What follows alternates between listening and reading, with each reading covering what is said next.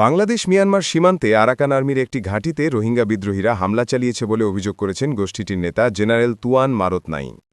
এই হামলার পিছনে বাংলাদেশের কয়েকজন কর্মকর্তার সংশ্লিষ্টতা ছিল বলেও দাবি করেছেন তিনি বলেন, গত 18 সেপ্টেম্বর রাতে উত্তর রাখাইন রাজ্যের মোংডো টাউনশিপে আরাকান আর্মির একটি ঘাঁটিতে হামলা হয়। ওই হামলায় জড়িত ছিল আরাকান রোহিঙ্গা স্যালভেশন আর্মি ও রোহিঙ্গা সলিডারিটি অর্গানাইজেশন।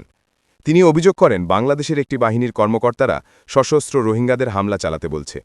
এর আগে সশস্ত্র নেতাদের সঙ্গে মধ্যস্থতার মাধ্যমে যোগাযোগ হতো, কিন্তু এখন তাদের মধ্যে সরাসরি সমন্বয় বিশ্বাসযোগ্য তথ্য হাতে এসেছে।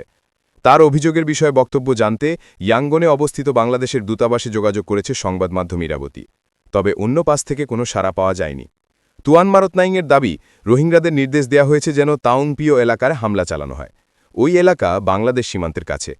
বাংলাদেশ সীমান্তবর্তী রাখাইন রাজ্যের বুথিঠং ও মোংডু টাউনশিপ প্রায় সব এলাকা নিয়ন্ত্রণে রাখছে আরাকান আর্মি।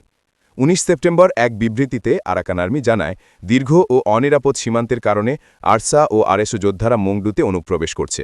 তারা স্থানীয়দের হত্যা ও অপহরণের মতো অন্যায় করছে, সে সঙ্গে সামাজিক যোগাযোগ মাধ্যমে ভুল তথ্য ছড়াচ্ছে।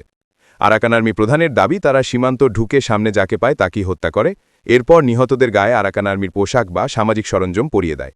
কিন্তু আসলে যারা নিহত হয় তারা সাধারণ মানুষ, আরাকান আর্মির সদস্য নয়। আরসা গত সোমবার দাবি করে, আরাকান আর্মির সঙ্গে এক সপ্তাহেরও বেশি সময় ধরে চলা সংঘর্ষের পর তারা ওই ঘাঁটি